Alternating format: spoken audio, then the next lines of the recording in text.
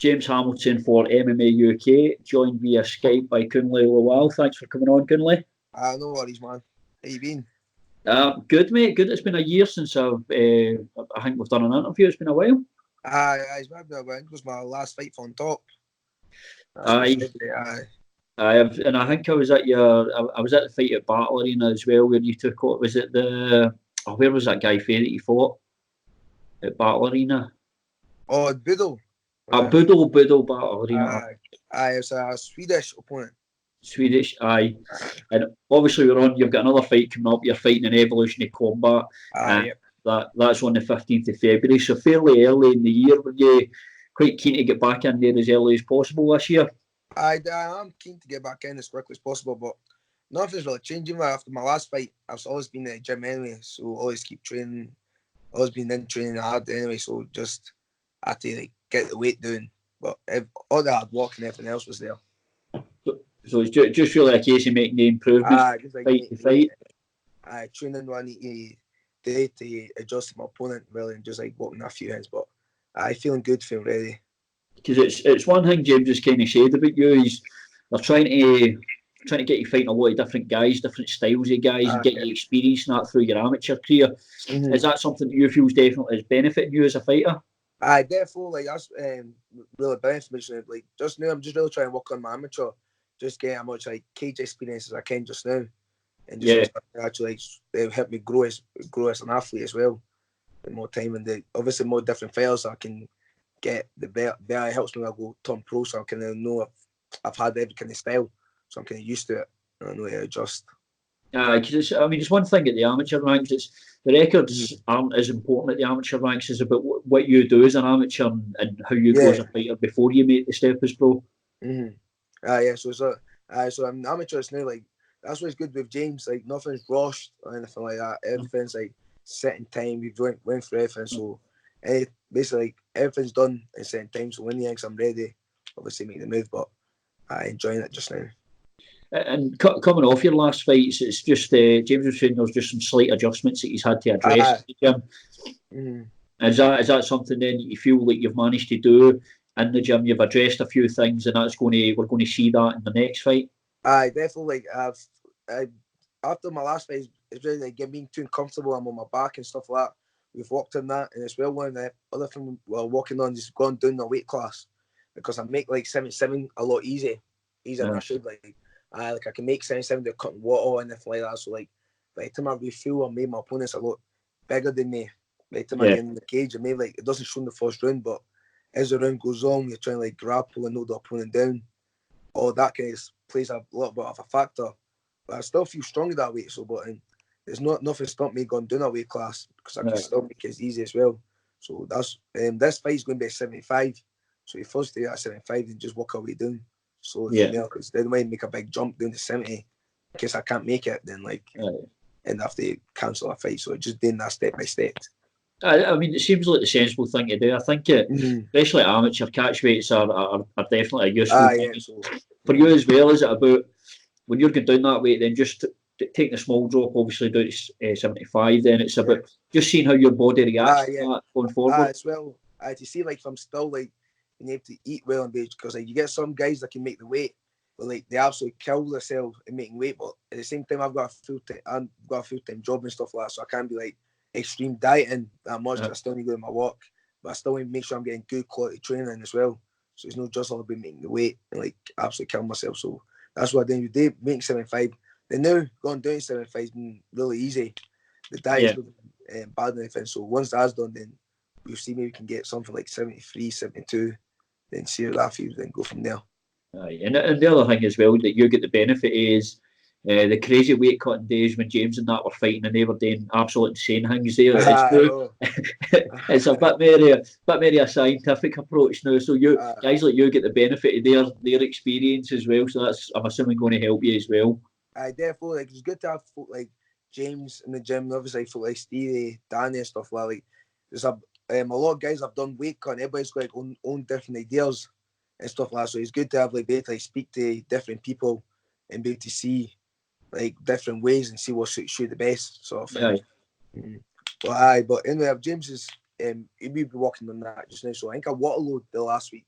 that ball wall and then cut the rest in the sun and stuff like that. But Stephen Mops said he's there to help me through it as well because he does that quite a lot. I'm sure Stevie Mopp will be sharing some Instagram stories and that at your expense. I'm pretty sure that's going to happen. I saw there was one the other day. Was it? Were you cutting about in flip flops or something? Oh no, that's my big brother. Was it your brother? Aye. We've got him training there as well because he normally I was driving, so he normally just jumps in his car with sliders on. After he finished training, like, I guess we'll go for something to eat, and then he's not got his trousers. When he got in the car, he's like, what's that on your feet? He just come one bit of time with sliders on.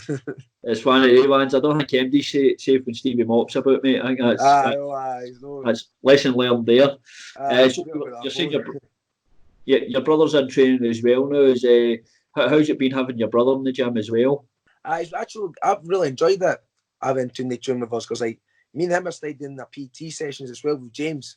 Mm-hmm. So a partner PT, so that's been quite helpful as well. It's it's good because sometimes there's me because he's starting as well, so he's also asking me about wee small thing as well. And he helps me because when I'm explaining to him, I need to break it down in my head as well.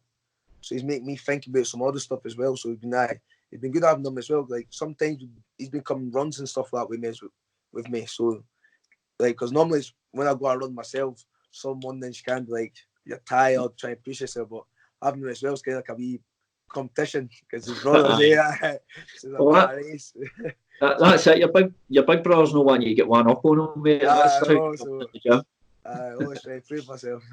It helps as well, but having that wee extra support system, I suppose, just even for runs and that to keep pushing you as well.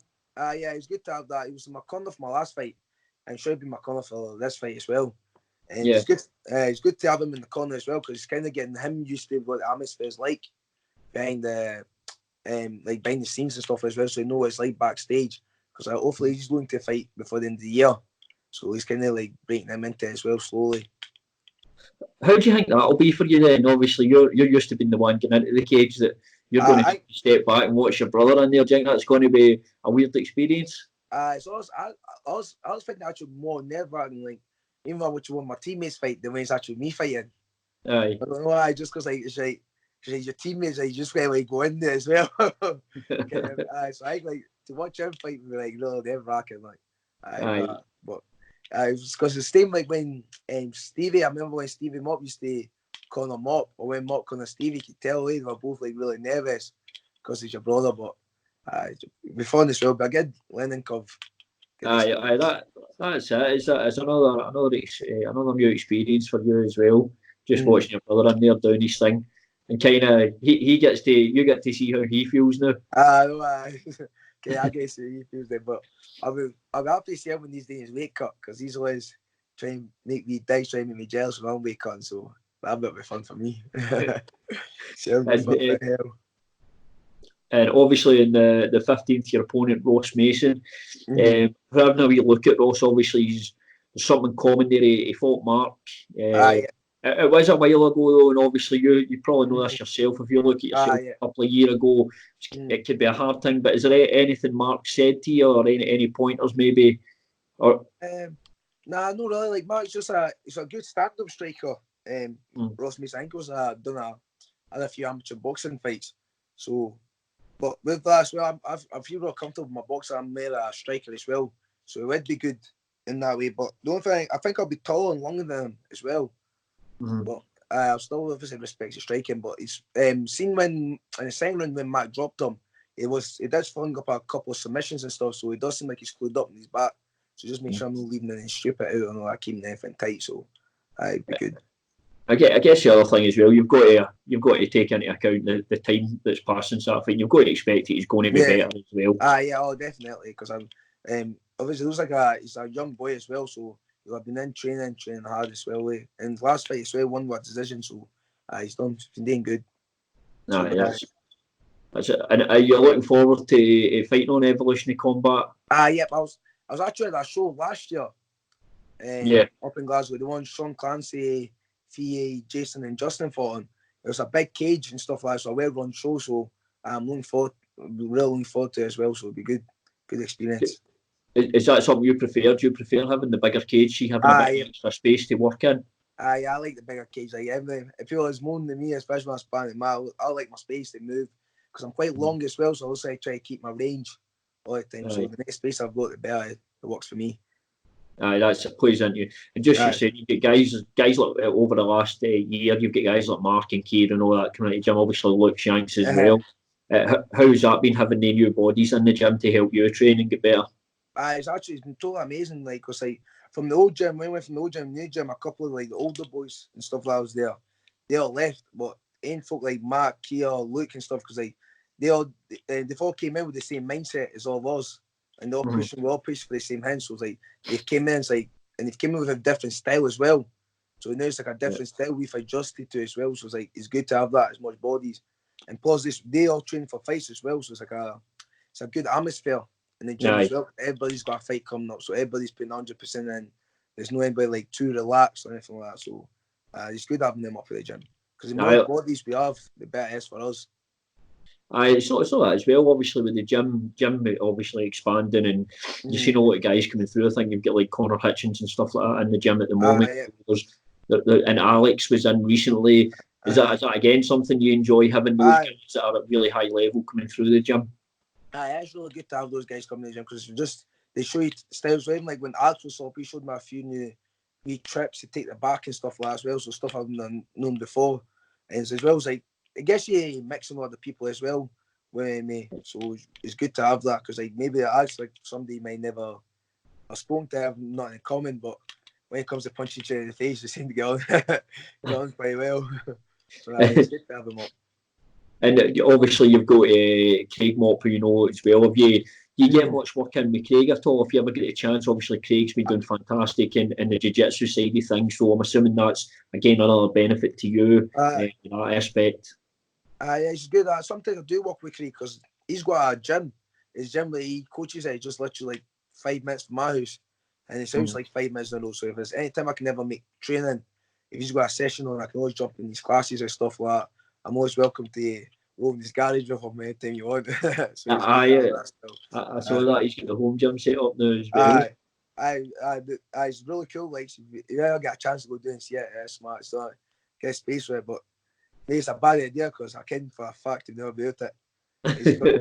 Calv's like to stay 2 minutes away from him as well, so you can just tell both of them they win all day long, just rolling.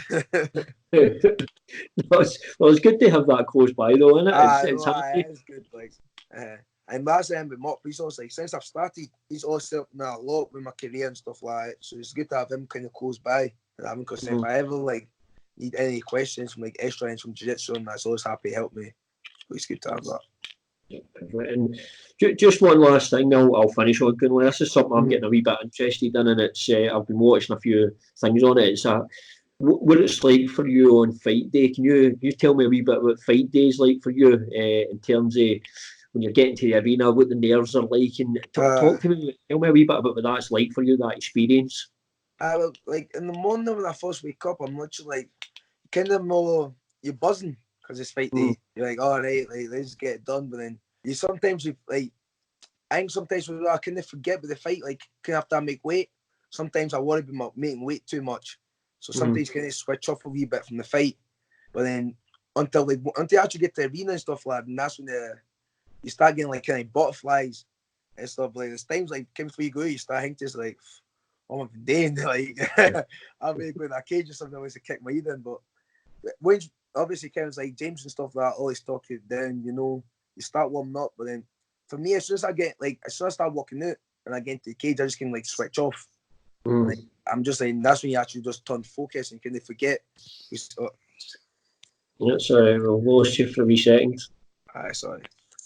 I once I get in the cage, I kind of tune everybody else out, the crowd and stuff like that. The only voice I can focus on when I'm in there is James, and he's good, especially that James you're coming up because he's always loud and clear, so you can always hear his instructions really well.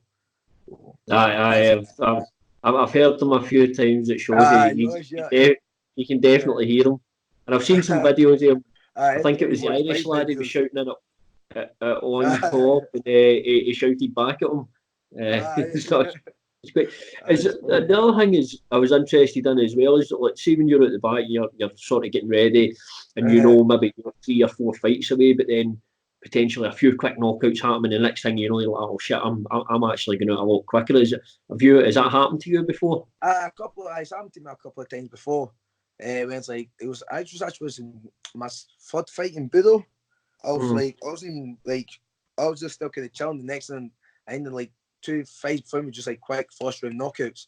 Then I was like, oh, I need to go. Then I just had to quickly get warmed up and go out. But you do adjust it. You just need it's one of those things. It's time to go. Aye, and I guess the nerves aren't a bad thing. It keeps you sharp as long as you can keep them under control. I definitely was like, if you're no nervous, then either if the way I say is like if I'm going in there, I'm no nervous. I should no find the right opponent, or I'm kind of not in the right spot, or I don't want it as bad. Because it should be, because any day you're nervous in case you lose or anything like that, and you know you do respect your opponent. Unless I'm fighting something I know like there's no way I'm going to lose, then obviously I shouldn't be in that fight. Right, that plays a big part. Perfect. Well, always pleasure to talk to you, mate. Thanks very much for coming on. And obviously, just for MD, so let's say Kunle's fighting on the 15th of February, and that's at the Evolution of Combat show. So obviously, best of luck on the 15th, mate, and I'm looking forward to watching the fight. Cheers, man. Right, see you later. Right, I'll see you later. Kunle, thanks again, mate. Right, cheers.